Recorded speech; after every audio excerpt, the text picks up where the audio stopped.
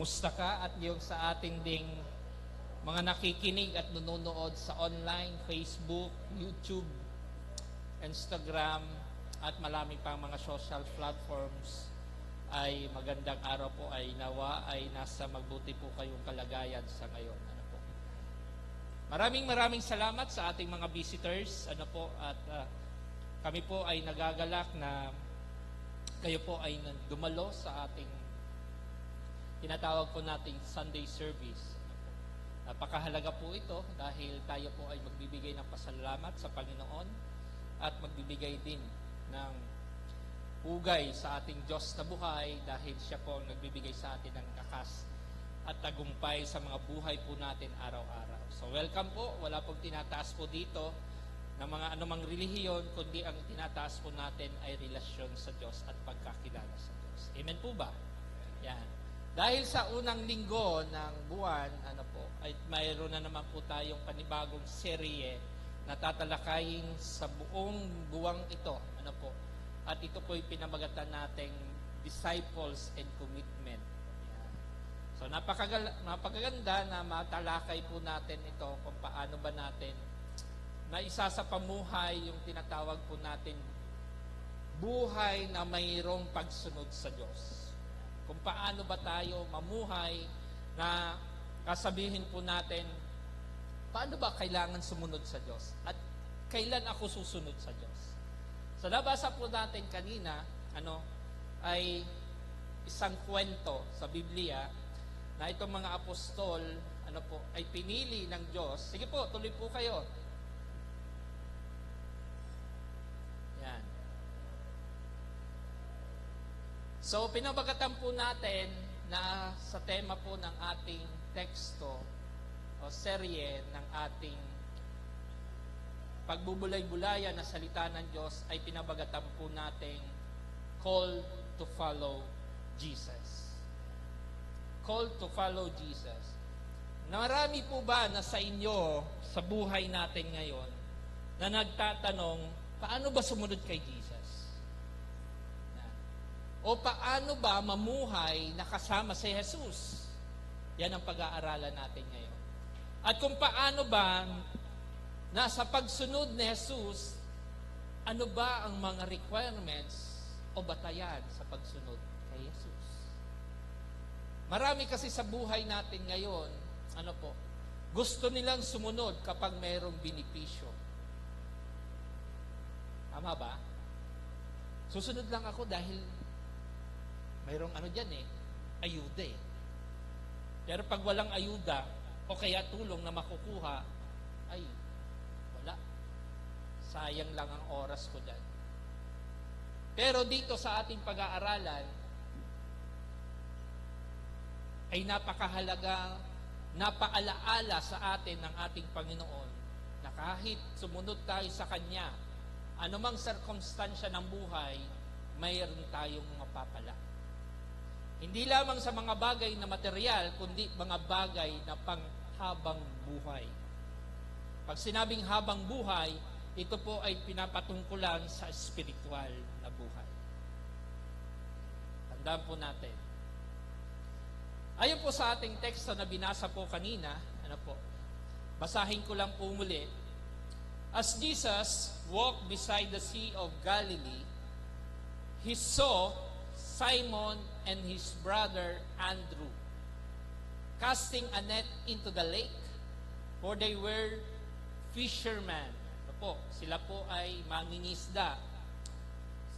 Come, follow me, Jesus said, and I will send you out to fish for people. Mamamalakayan ng tao. At once they left their nets and followed Him. In Mark chapter 1, verse 16 to 18. Makikita po natin dito, sa binasa po natin, na itong ating Panginoong Jesus, habang siya'y naglalakad, ito po yung settings, habang siya'y naglalakad sa tabi ng dagat, sa Sea of Galilee, nakita niya ang dalawang mangingisda na ang pangalan niya ay Simon, at tinaguri ang Simon Pedro, at si brother niyang si Andrew.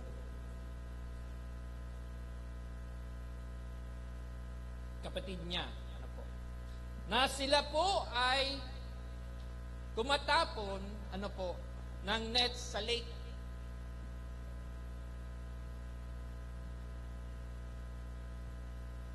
At sila po ay isang mangingisda, ordinaryong mangingisda doon sa Galilee. Ang isang mangingisda, isipin po natin, ay ordinaryong tao.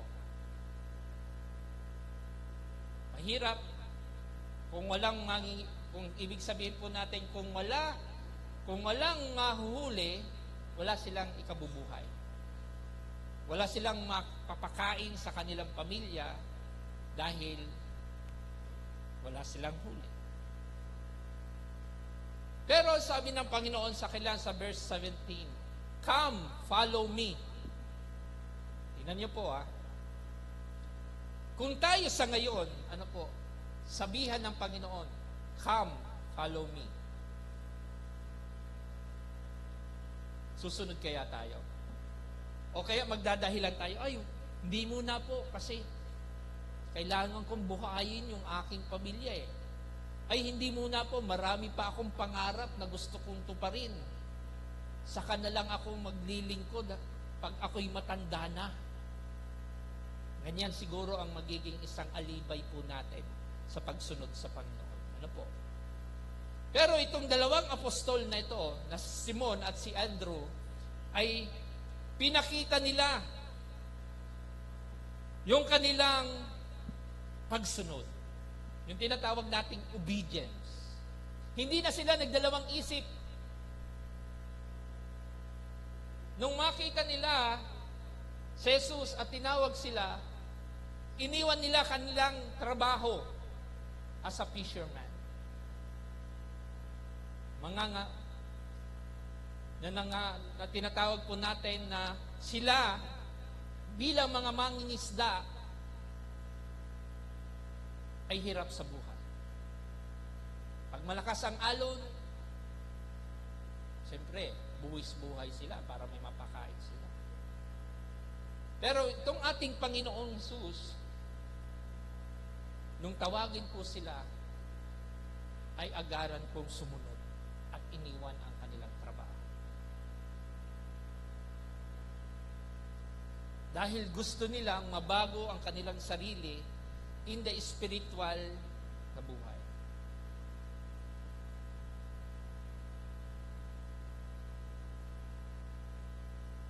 Gusto nilang maging isang disipulo ng ating Panginoon. Gusto nilang mamuhay na mayroong pagkakilala sa Panginoon. Even mayroon na silang hinahanap buhay. Kaya sabi dito, sa disciple, what do you mean by disciple? Sabi po doon, a disciple is a person who follows Jesus. Sumusunod sa Panginoon. He's willing to learn. And he's willing to be trained and disciplined by the Lord in order to become like Him. Gusto ba natin nun? Sino yung gusto? Taas ang kanang kamay.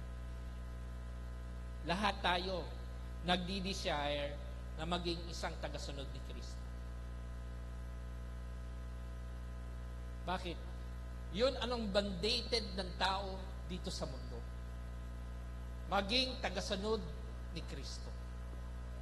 Bakit? Sino ba nagbibigay ng kalakasan sa iyo? Sa umaga, sa trabaho, sa pagpapala? Di ba ang Diyos? Kapag hindi ina-allowed ng Panginoon na ikay magkaroon ng trabaho, hindi ka magkakaroon ng trabaho. Pag hindi in-allowed ng Panginoon na ikay managana, hindi i-allowed ng Panginoon na ikaw panaganain. Kaya dito pa lamang, sa definition ng pagiging isang disipulo ni Kristo, kung gustong maging tagasunod ni Kristo, you are willing to follow Jesus. You are willing to be learned to be sa Diyos and willing to be trained and be disciplined. Ganon ang pagsunod sa Diyos. And also, sabi dito, the meaning is a committed follower of Jesus who learned from Him, he lives in Him, and lead others to Him. Naniniwala kayo doon?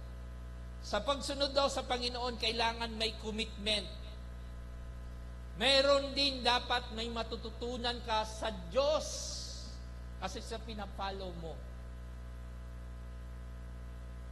Di ba sa atin sa Facebook, pag mayroon tayong gustong, halimbawa, vlogger o tinatawag natin content creator na magaling, kiniklik natin, follow. Para lahat na kung mayroon siyang mga update na mga reels, magpa-pop up lang siya doon sa cellphone mo at makikita niya yung mga updated reels na nai-upload niya at makikita natin. Sa buhay nating spiritual, pina-follow kaya natin ang Diyos? Or isinasantabi lang natin? Or tumatawag lang ba tayo sa Diyos kapag tayo ay nangangailangan? Pag tayo mayroon ng kasaganaan or blessing, nakakalimutan natin ang Diyos. Kaya may hirap na hindi natin i-follow ang Diyos. Kaya dito pa lamang, sa definition of what is the disciple means to us,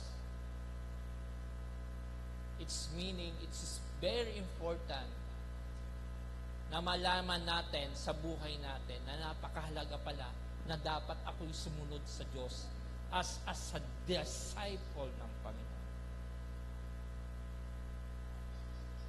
Amen po ba? May isa lamang pong katanungan ang gusto ko pong tanungin po sa inyo. If Jesus called you today, halimbawa, tinawag kayo ng Panginoon sa araw na to, would you like na sumunod sa panawagan ng Panginoon? To follow Him? Yes or no? Sino magsasabing yes? At sino magsasabing I will think? At sino magsasabing no? So lahat naman po tayo siguro no. Sa lahat naman po tayo siguro yes. Ang sasagutin natin, yes. Hindi natin sasagutin ang no. At hindi natin din sasagutin, maybe, I will think first. Diba? Kaya dito pa lamang, as a follower of Jesus, kailangan natin na ang buhay natin ay mayroong Diyos na nagiging isa, isa sa mga bagay na mahalaga, sa ating paglagong spiritual. Kaya number one point natin, Jesus invite ordinary people. Ang Panginoon walang pinipili. Mayaman ka, mahirap ka, may estado ka, may katayuan ka sa buhay, mataas ang iyong posisyon. Sa Panginoon, pantay-pantay yan. Tandaan po natin. Si Luke ay isang doktor, tinawag ng Panginoon. Pinili siya ng Panginoon. Kaya, kung makikita niyo yung sulat niya sa Book of Luke,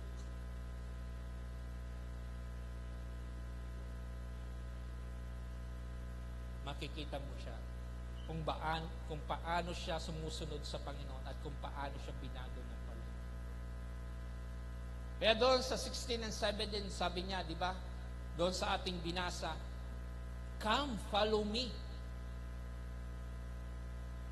Jesus said, "I will send you out to fish for people." Halika, sumama ka sa akin at mamamalakaya tayo ng tao. Hindi isda, kundi mga tao. Kayo'y sanay na sa pagiging isang mangingisda at alam nyo na ang mga bagay ng panghuhuli. Ang mangingisda, alam nila kung ang panahon ay maganda o masama. Alam nila ang panahon ng kung marami ang isda o wala. At alam din nila kung saan lulugar sila para manghuli. Yun yung po ganon katalino ang Diyos na iniibigay ng Panginoon sa tao. Kaya nga, sinabi doon sa una, Jesus invite ordinary people. Sa buhay ng pagiging isang Kristiyano, lahat po tayo pinili ng Diyos. Nasa Kanya lamang kung kaano siya mag-a-accept to follow Jesus.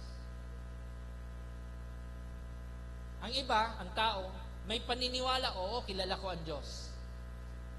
Ang tanong ngayon, kung kilala mo ang Diyos, sinusunod mo ba ang mga bagay na tinuturo ng Panginoon ayon sa batas ng Diyos?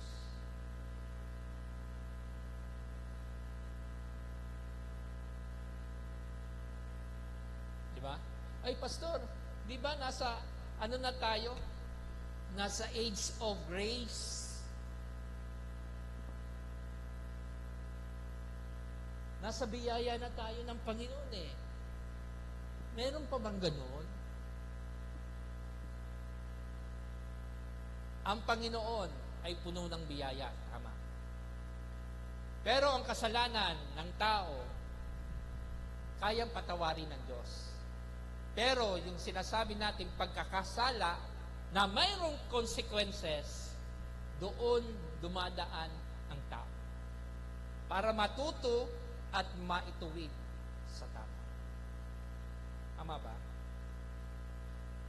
Kaya, sabi doon, sa senaryo, sa settings doon, sa binasa natin, Jesus was walking beside the Sea of Galilee.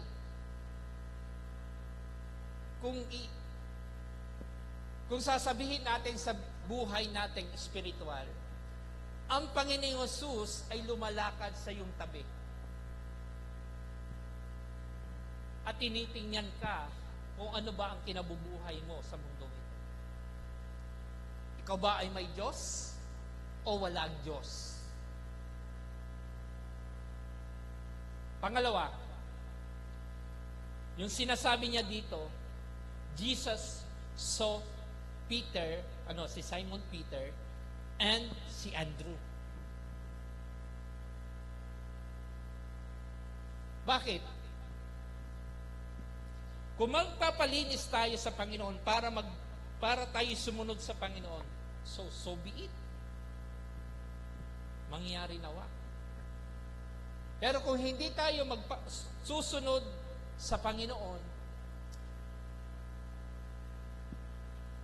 malaking pagkakamali ang ginagawa.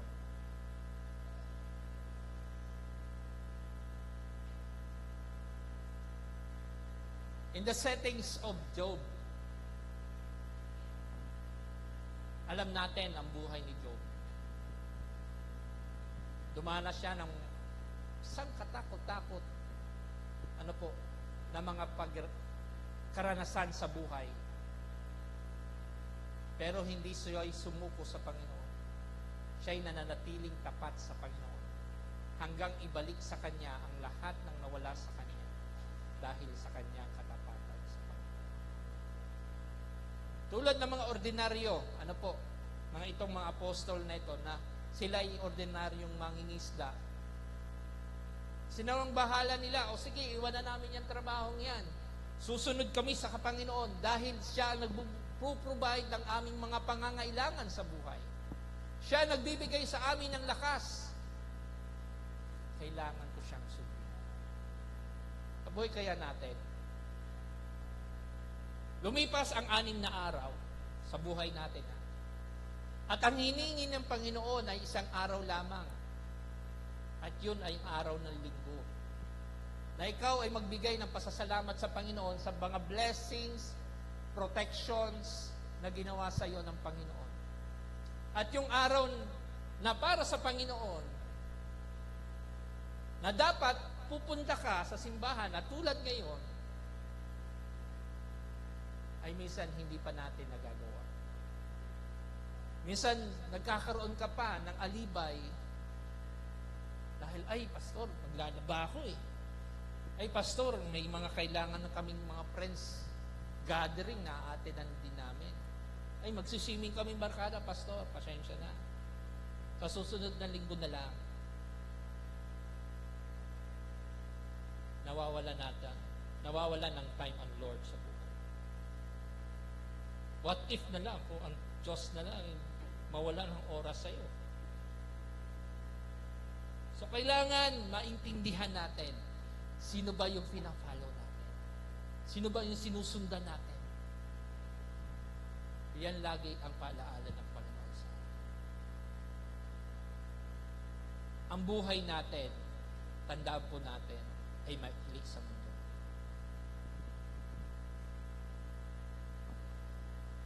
Kaya dito, ang Diyos ay palaging tumatawag sa atin. Maging ordinaryong tao man yan o extraordinary tao man yan.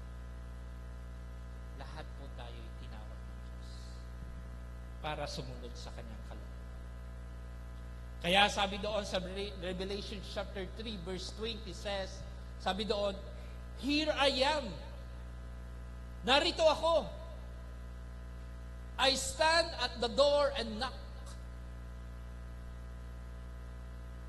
Nakatindig sa inyong pintuan at kumakatok. If you hear my voice and open the door, I will come in and eat with you and you will eat with me. Gusto nyo ba yun? Sa pagsunod mo sa Panginoon, lalapit siya sa iyo. At makikisalo pa siya sa iyo. Anong ibig po sabihin doon? Ang presensya ng Panginoon, kapag tayo po ay lumalapit, is always open. Kaya, wag po nating isipin lagi, ay, ang layo mo, Lord. Parang hindi mo naman dinidinig ang aking panalangin. Hindi po ganun ang Diyos. Ang tao lang ang kusang umiisip at nagsasalita na malayo ang Diyos. Ang tao lang minsan ay kusang lumalayo sa Diyos dahil sa kanyang kasalanan. Nahihiya na siyang lumapit sa Panginoon. Instead na siya'y lumapit na dahil nga na siya'y nagkasala, inilalayo pa niya ang kanyang sarili sa Panginoon.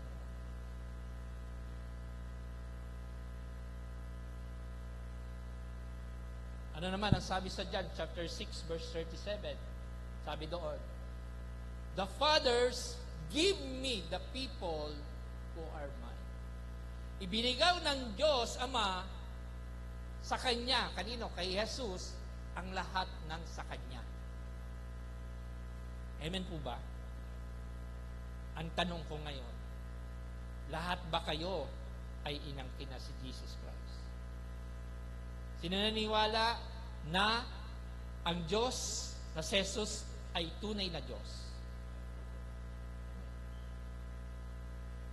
Sabi doon, "Every one of them will come to me and I will always accept them." Tatanggapin ko siya kasi bigay siya ng aking Ama. Dahil pinili na siya ng aking Ama, sabi doon,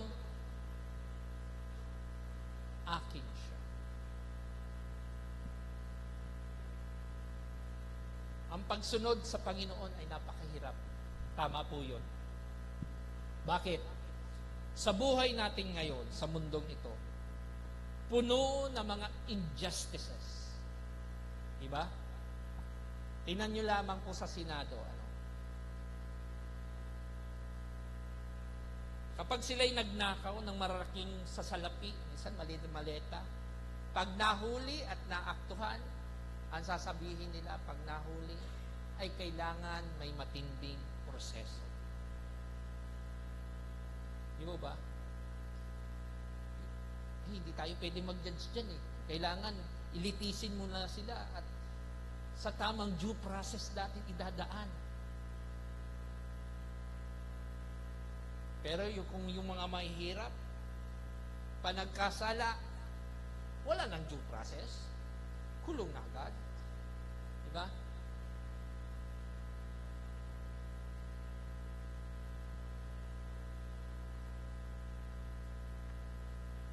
Tingnan niyo po. Kaya kung wala tayo kay Kristo, mahirap intindihin ang buhay. Mahirap intindihin ang mga bagay-bagay sa mundo. Pero kung mayroon ka, Diyos sa buhay mo, at sinusunod mo ang ating Panginoon, malalaman mo ang sama at mabuti.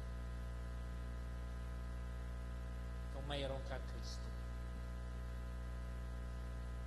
Kaya sabi nga, di ba, God does not call only the qualified, but He qualifies those He calls. Sa pagsunod sa Panginoon.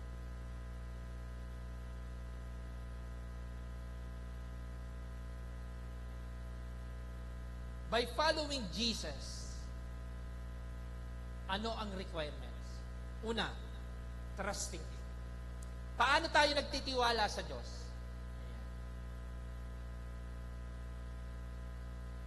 Sino dito may mga asawa?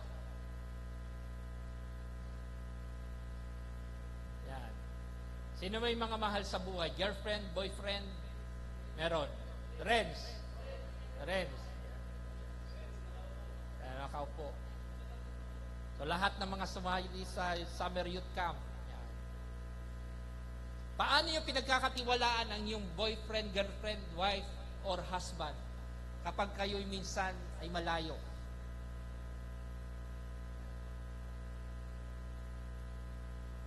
Diba? Siyempre, minsan, nagmo-monitor ka pa niyan. Oh, nasaan ka na? Oh, nasaan ka na? Diba? Kasi nagtitiwala ka. Minsan, hinahayaan natin, bahala ka na Lord sa pamilya ko, malayo man ako, pero kayo ang nag-guide at nagproprotekta sa kanila.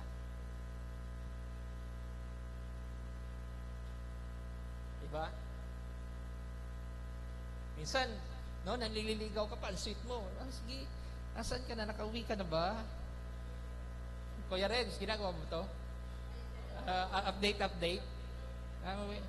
Oo, babe, nakauwi na ako. Diba? Pero nung magka-girlfriend na, bahala ka sa buhay mo. Kung nakuli na ako dahil. Di ba? Di ba? No, alalay ka. Uy, mahulog ka, babe. Yan. Sa ano ba ito? Itong sa basog. Sa basog, alam nyo, basog? Ha? Alalay pa sa basog, oh. Diba? Ako sabi ko niyan, nakasunod ka na lang, narata, nahulog. Ang sasabi, ay, tatanga naman ito. Diba?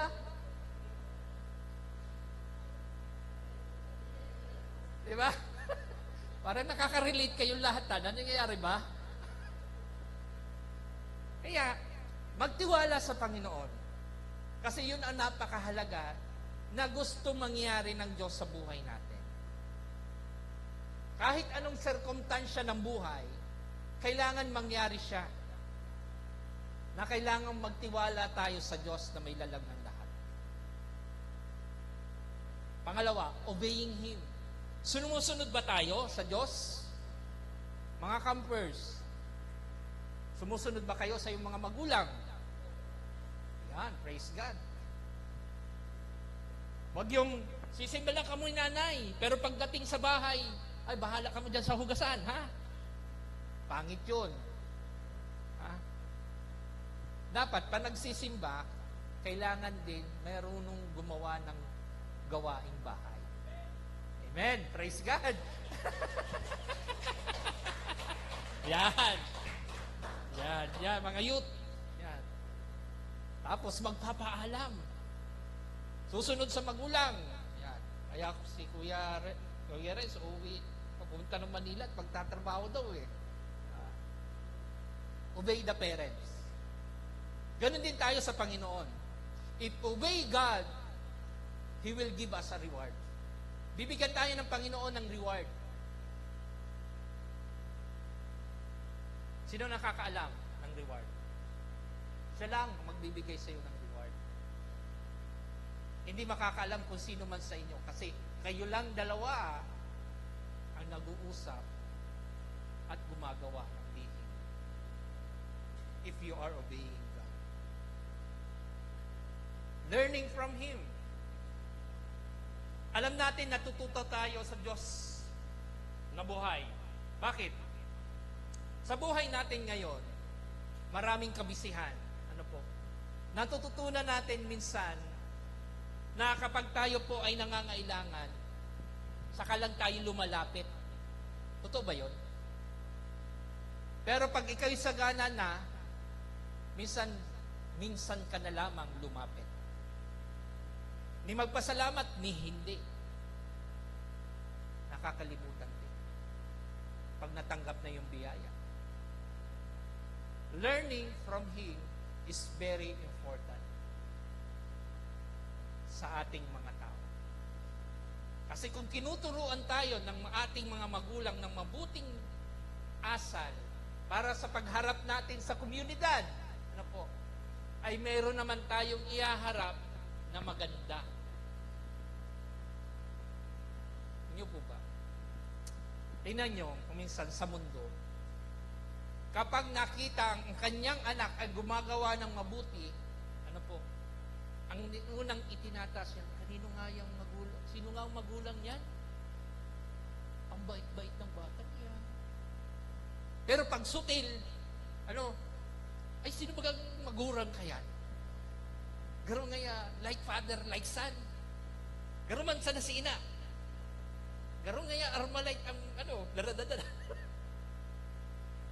Ako po ba kaya? Ano? So we need to learn. Matuto tayo sa anong utos ng Panginoon na itinuturo sa atin na mamuhay sa mundong ito. Amen po ba? Ang mamuhay sa mundong ito mahirap kung wala ang Diyos. Sabi nga ng Panginoon, apart from Him, we can do nothing. Wala tayong magagawa sa mundong ito kung wala po ang Diyos. Tandaan natin yan.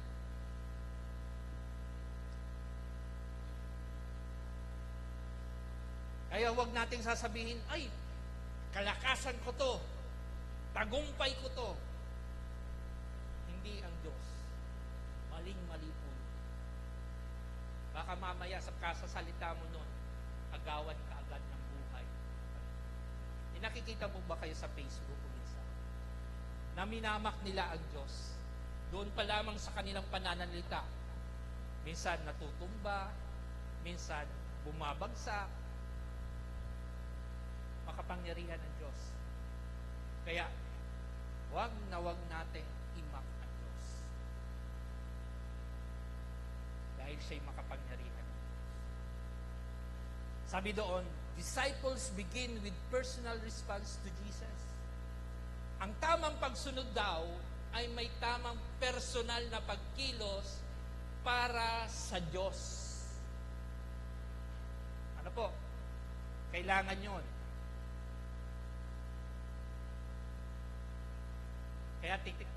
Kaya mamaya meron kaming child dedication.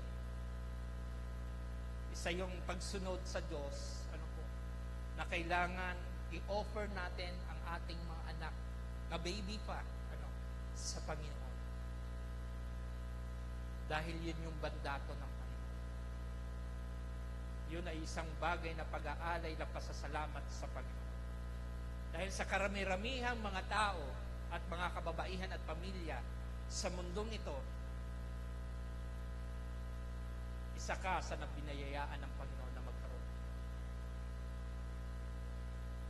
Yung iba, matagal na, pero wala pa rin sila. Kapag hindi natin sinuko ang ating sarili sa Diyos, sinasabi ko nga sa inyo, di ba? He will not reward you. Because nakikita ng Diyos yung kasalanan sa iyo. Pangalawa, Jesus gave us a mission. Anong mission natin sa mundong ito? Mamuhay lang ba ng kain, tulog, trabaho, bahay? That's it? Ang mission natin sa mundong ito? Ang mission natin sa mundong ito ay ito. Ang sabi doon, I will make you a fisherman. Fishers of men pala. Ang sabi doon, I will send you out to fish people. Mamamalakayan ng tao. Ang mission natin is, number 1, share the Word of God. Bilang tao sa mundong ito, na binuhay ng Panginoon sa mundong ito, ano ang mandato sa iyo ng Diyos? Oo, naandyan ang trabaho. God provide job sa ating lahat. Yung job na yon, pwede mo siyang gamitin saan? Sa mabuting gawain. Una, maging tapat ka sa iyong tungkulin. Sumunod ka sa mga nakakataas sa iyo. Meron ka dapat respeto sa nakakataas sa iyo. Maging sa mga katrabaho. Kaklase mo, o sa mga elders mo, o deacons mo, o kaya pastor. Maging sa pamahalaan. Diba? Kapag hindi tayo sumunod, maging sa mga autoridad sa labas, mga law enforcers. Diba? Kailangan mayroon tayong pagsunod sa Diyos. Share the gospel. Nagagawa ba natin yon? Ay, takot ako, pastor eh. Nahihiya ako. Alam natin, mahirap magsalita. Lalong-lalo na kung wala ka pang sinasabi natin. Yung tapang na magbahagi ng salita. Simple lang, pwede mong gamitin. Pwede po ba namin kayong i-invite ng gawain doon po sa BCI Diet? Meron po kaming gawain ng Thursday, may gawain po kami ng Bible study sa mga kanya-kanyang lugar. Baka pwede po namin kayong maimbitahan para maibahagi po namin ang mabuting balita po sa inyo. Sharing the word. Aging sa trabaho, diba? Ganun din. Anong magiging isang halimbawa? Kung nakikita nila na mabuti ang iyong ginagawa at tapat ka sa iyong paglilingkod, tatanong sila, Brad, kahit anong problema, parang kayang-kaya mo ah. Diba? Parang tinatawanan mo lang ang problema. Tatanong sa'yo, ano ba sikreto mo, Brad? Diba? Ay, Brad, ganito lang yan. Ang problema, tinatawanan lang yan. Kasi may Diyos ako. Nakilala ko na siyang tutulong sa akin para ako'y makaahon sa problema. Mga ganun. Sa buhay natin, sa mundong ito, tandaan natin, mamuhay tayo na may magandang sinasabi natin, buhay na patotoo sa bawat taong nakakasalamuhan natin. Kasi mahirap na makita sa atin yung mga bagay na bad attitudes, character, and words. Mahirap yan. Hanggang sa pagtanda mo, dalan-dala yan. Hanggang sa magkaapo ka, magkaanak ka, dala-dala yan. Itinatatak sa isip lagi ng tao ang mga bagay na mga bad. Tingnan niyo po ang tao. Kahit ilang beses kang gumawa ng mga mabubuting gawa sa kanila, pagtulong, gumawa ng mga bagay na mabuti, pero once na isa ka lang nagkamali, ang lahat ng mabuting gawa mo, erase. God mag-judge ang tao. Pero sa Panginoon, hindi. Maraming beses kang sumimplang, maraming beses kang nadapa, nariyan at nariyan ang Panginoon para ikay bumangon.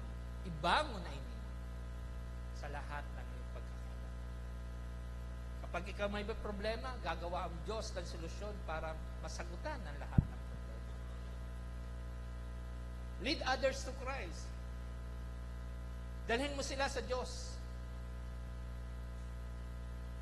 Pamilya mo, magulang mo, katrabaho mo, kaklase mo, kaibigan mo, lead them to Christ. Dalhin mo sila sa Diyos. Dalhin mo sila sa simbahan. Dalhin mo sila sa kabubuti nila. Hindi kayo magpapadala sa masama.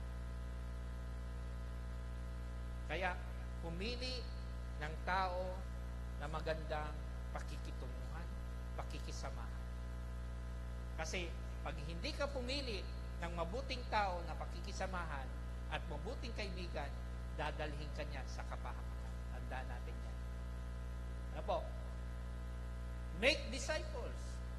Magpaturo tayo sa Panginoon. Magpaturo tayo sa mga leaders. Magpaturo tayo sa ating mga E12s. Kasi mahalaga yun sa paglagong espiritual at pamuhay natin sa mundo. And be faithful witness in Christ. Maging tapat tayo, tagasunod ni Kristo hanggang sa kanyang pagbabalik. Hindi yung ningas kugon tayo. Magaling sa una, pagdating ng panahon, pagdating ng problema, wala na, tapos na. End of the story. Hindi dapat tayo maging ganun. Ano po? Sabi doon sa Mark chapter 35 verse 30, it says, early in the next morning, while it was still dark, Jesus walked and left the house. He went to a lonely place. Pumunta siya,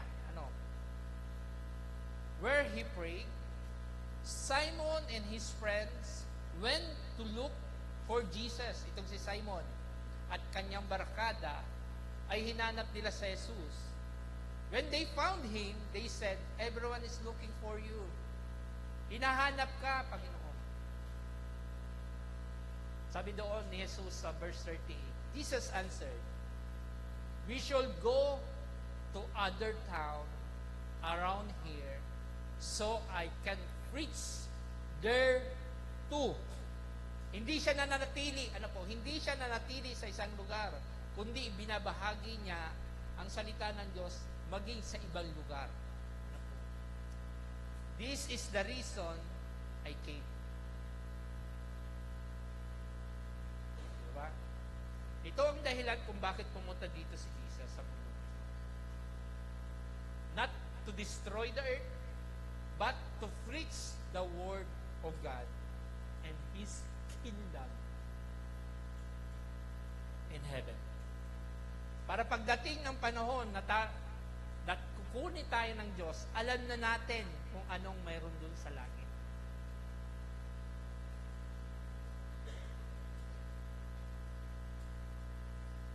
Kaya siya pumunta dito. And in Matthew chapter 20 verse 22, ang sabi po doon, in the same way, the Son of Man did not come to be served. Hindi daw po napunta dito si Jesus para pagsilbihan. He came to serve others and to give His life as a ransom for many people. Amen po ba? A ransom for many people. Hindi na niya nilagay dito for some people, kundi for many people. Ibo ba? Last but not the least, Jesus requires us immediate obedience.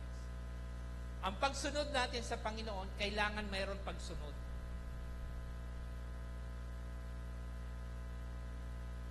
Kasi tulad nila Andrew at ni Simon, ano po, ay biglaan silang sumunod at iniwan ang kanilang mga nets.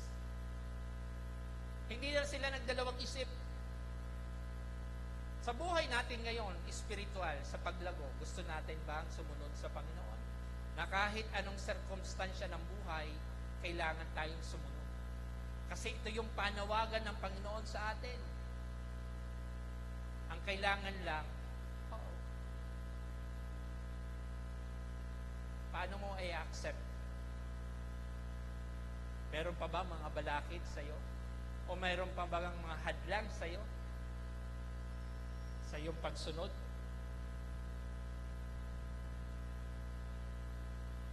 Following Jesus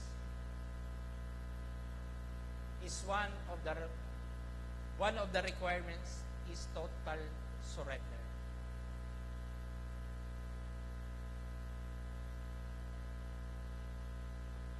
Mayroong pagsuko sa kanyang sarili. Kaya dito, there in immediate response. Meron na agad pagsuko. Meron agad na pagsunod sa ating Diyos.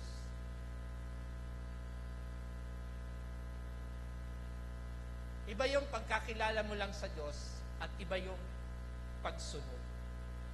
Ang tao natin ngayon, sa mundong ito, kilala lamang nila ang Diyos. Pero, sa pagsunod ng Diyos, ay mayroong sinasabi natin, mga hadlang. Mayroong iniisip, mayroong isinasaalang-alang. Kilala nila ang Diyos. Ay, susunod lang ako, Pastor, pag ganito na ako. Ay, hindi ako makakasunod dyan sa inyo, mga born again, kasi pag nagsanib ako dyan sa inyo, minsan, ang sabi nila, masisiraan ng ulo. Mapapalayo ako sa barkada ko, Pastor. Kasi ako'y isang go easy lucky guy. Diba? Na namumuhay sa mundo ang kasalanan. Na ang lahat ng yan ay naando na sa ABCBN. Ano ABCBN? Alak, babae, sugal. Diba? Sigarilyo. Kabaret. At marami pang ito. Pero pag naging GMA tayo, ano yung GMA? God Army, Mighty Army. God Mighty Army. Yun ang gusto ng Diyos sa buhay natin. Kailangan nating i-priority ang ating buhay na isuko lagi sa Panginoon. If gusto natin ng tunay na obedience, we need to follow Jesus Christ. Alisin tayo sa mga bagay na tayo po ay nako-comfort kuminsan. Ay, dito na lang ako, Pastor. Hindi na ako atin dyan sa church. Dito na lang po ako sa online. Pareho lang naman yan, Pastor, eh. Diba? Di po pareho yun. Mahalaga, mayroon ka pa rin face-to-face. Kasi, mamimit mo yung mga kapatid mo. Mamimiss ka ng mga kapatid mo. Pag nasa online ka, hindi ka makakakamay. Hindi mo makikita yung mga kapugian at kagagandahang na andito sa harap. Di ba? Hindi mo makikita yung kanilang, uy, bagong gupit ka, brad, ah. Buhay pa ba yung naggupit sa'yo? Di ba? Di ba? Uy, yung bagong lipstick ni sister, ang ganda, ang pula-pula, oh. Diba? Uy, yung parang pulbo sa mukha ni, ni sister, oh. Parang espasol. Espasol? Alam niyo yung espasol? Yung sobrang puti. Diba? Following with Christ. Following Christ required sometimes do not do more habits. Huwag natin gawin ang lahat ng mga bagay na minsan ay inuuna natin yung mga bagay na makamundo. Inuuna natin yung ating lush, mga katawan na makamundo. Di ba? Kailangan natin na manguna lagi ang spiritual bago sa laman. Kaya natutuwa po ako dahil sa itong mga youth na to ngayon. Pagkatapos ng kanilang summer youth camp kahapon, ay nag-decide sila, Pastor, na-attend kami bukas ng Sunday service. Yung pag-init at pag-aalam nila sa kauhawan ng Panginoon. So they are 53. Kaya lang yung iba ay may lakad sa ngayon. Pero ang sabi nila ay a-attend sila next Sunday. So palakpakan natin ang Diyos sa ginagawa sa BCI dahil. At pag dumami po sila, magkakaroon ng second service dito at sila ay magsasarili na ng service. Purihin po ang Diyos. Yan. Diba? Okay. We need to commit ourselves to God. If we want to obedience, we need to commit ourselves to God. Dapat i-commit natin yung ating sarili. Hindi tayo dapat maging committed sa isip. O kaya makitid ang isip. We need to have a committed heart to Jesus. Not hindi dapat yung makitid ang isip. If you want to obey God, commit to our Lord Jesus Christ. Because God has a purpose sa ating mga buhay. Amen po ba?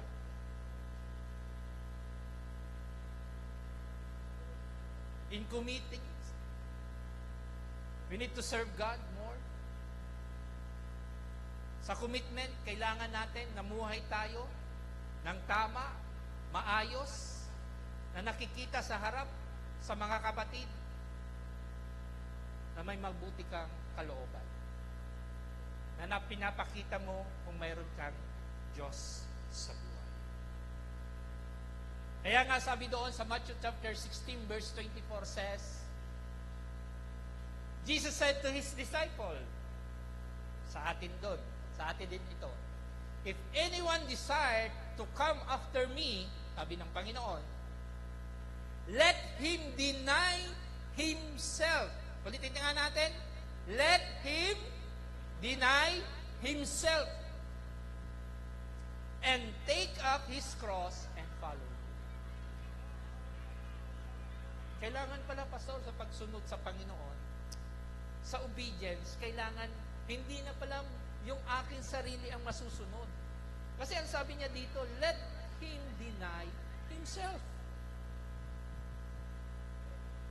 Yun ang gusto ng Panginoon. And Luke chapter 14 verse 25 and 27 says, sabi doon, now great multitudes with him. Sabi ng Panginoon, and he turned and said to them, if anyone comes to me and does not hate his father and mother, sabi niya, wife and children, brothers and sister, yes, and his own life also, sabi doon, he cannot be my disciple. And whoever does not bear his cross and come after me cannot be my disciple. Tingnan niyo po, Sa simpleng mga sinabi po doon, simple ba yun? Kung iisipin natin. Sabi niya, kung hindi daw magmamahal sa nanay at tatay, sa asawa, sa anak, sa kapatid, maging sa kapatid na babae, maging sa iyong sarili, ay hindi ka magiging tagasunod ni Kristo. At kung hindi mo dinadala ang cross ni Kristo, hindi ka rin din magiging tatawaging tagasunod ni Kristo. Kaya kung meron tayong mga problema sa mga nabanggit na tao doon sa father, mothers, asawa, children, syota, jowa, sisters, and also you, sabi doon, hindi ka excuse doon. Maging ikaw, maging ako, maging tayong lahat. Pag hindi natin daw dinadala ang cross ni Kristo, hindi tayo maging tagasunod ni Kristo. At kung gusto mo lamang ay kaginahawan sa buhay, hindi mo sinusunod ang utusan ni Kristo. Kasi sa pagsunod kay Jesus Christ, kailangan mo mayroon dinadala. Nakikiisa ka sa Panginoon, sa gibat, para gumaan ang dalahan. Di ba ba? A true disciple obey without delay. Ang tunay daw na tagasunod ni Kristo ay sinasabi po natin na lagi siya sumusunod na walang pag-aalinlangan. Amen po ba?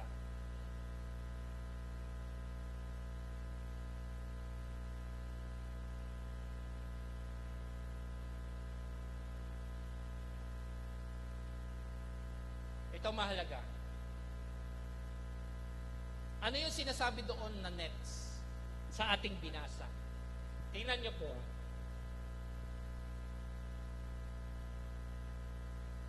Ang next po ay isa sa mga iisipon nating problema.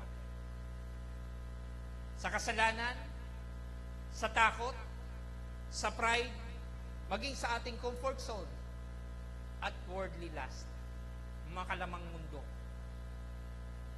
Yun ang minsan nagiging hadlang sa pagsunod natin sa Panginoon. Ulitin ko, ang nagiging hadlang sa pagsunod natin sa Panginoon, una-una, kasalanan. Sin. Pangalawa, fear. Takot. Yung takot tayong humarap minsan sa Panginoon. At ayaw nating hingin ang tawad sa Panginoon ng anumang ating mga kasalanan dahil takot na nga tayo eh. Pangatlo, pride. Ang pride, tandaan natin, hindi yan piniprito. Maging hindi inuugali.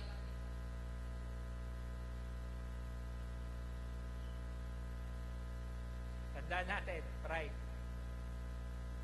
Yan ay sinusuko sa Panginoon. Comfort zone. Yung ating mga comfort zone, hindi na ako sisipa, pastor. Sunod na lang. Okay na ako, pastor, dito.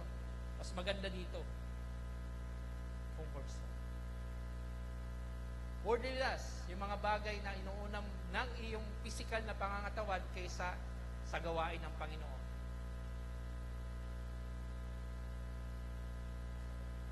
Yun ang mga bagay-bagay, isa sa pinakamaraming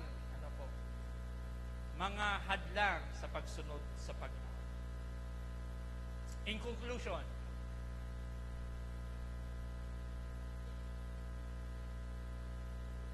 to follow Jesus is not a just one-time decision. Hindi lang daw isang beses pagdidesisyon ang pagsunod sa Diyos. But a long-time commitment to God that requires faith, trust, and obedience to our Lord Jesus Christ. Tandaan natin po. Mahalaga na tayo bilang mga mananampalataya, bilang Kristiyanong bansa, meron dapat tayong takot sa Diyos. Mayroon tayong pagsunod. Mayroon tayong sinumpaang commitment sa ating Panginoon. Nakikilalanin natin ang Diyos na buhay hanggang sa kanyang pagbabalik. At hindi natin, sasaktan ang Diyos sa mga ginagawa nating kasalanan. As a disciples, we need to sacrifice ourselves. Na sinasabi doon sa Romans chapter 12, verse 1 says, sabi doon, so brothers and sisters, since God has shown us great mercy, yung habag, I beg you to offer your lives as a living sacrifice to Him, to Jesus. Your offering must be only for God and pleasing to Him, which is the spiritual way for you to worship. Tingnan niyo po, napakaganda. Na ang buhay pala natin, balang pagsunod sa Panginoon, ay buhay na mayroong sakripisyo. Na ibibigay natin yung buhay para sa Diyos, hindi para sa ating sarili. Amen po ba? Kaya tandaan na natin na ang buhay natin ay hindi para lamang sa ating sarili. Ang buhay natin ay para sa Diyos. Amen po ba? Kaya nga sabi ng Panginoon, huwag kayong mag-impok ng mga bagay na kayamanan sa lupa. It represents material things in this earth. But mag-ipon tayo ng kayamanan patungkol sa langit. Dahil dito sa lupa ay maraming mga magdadakaw na pwedeng nakawin ang mga babagay na material. Yun ay pakikialam ng kaawan. Sige po, tayo po'y tumayo at manalangin.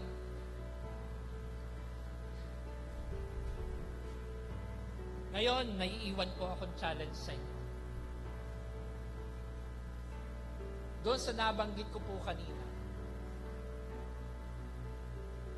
kung sakaling mangusap po sa inyo ang Panginoon at inanyayahan ka ng Panginoon, come and follow me. Ano ang gagawin? Ulitin ko po. Kung ang Diyos ay nangusap sa iyo sa araw na to, at sinabi ng Panginoon sa iyo, come, follow me. Ano ang gagawin? Mga kapatid kay Kristo, ang buhay natin sa mundong ito ay laging mayroong pagsunod. Simula pa lamang na tayo mga bata pa, ay tinuruan na tayo na sumunod. Tinuruan tayo ng ating mga magulang na matuto sumunod. Na mabuti, una, sa Diyos, pangalawa, sa tao, pangatlo, sa kapwa-tao. Bakit? Kasi yun ang unang mabuting ituro natin.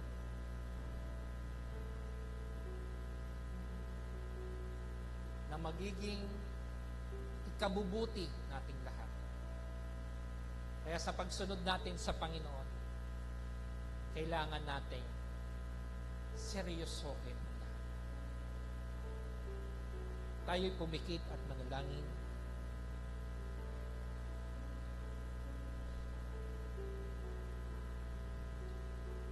Heavenly Father, we thank you for inviting us to follow you, Jesus. Grant us the heart that willingly respond with faith, obedience, and devotions. Help us to surrender our lives to you and keep us from following you and empower us to leave us in faithful disciples. Use our skills, Lord, and talents that leads others to know you more.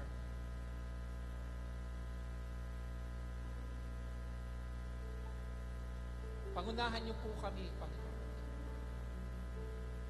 At bigyan, Panginoon o Diyos, ng pagpapala. To follow you, Lord Jesus, is very hard.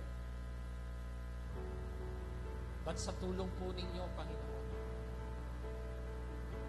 makakayanan namin sumunod sa iyo dahil ito po ang mandato niyo po sa amin. Maraming salamat po. Pangunahan niyo po kami at samahan na patuloy na sumunod at makilala ka, Panginoon, sa amin.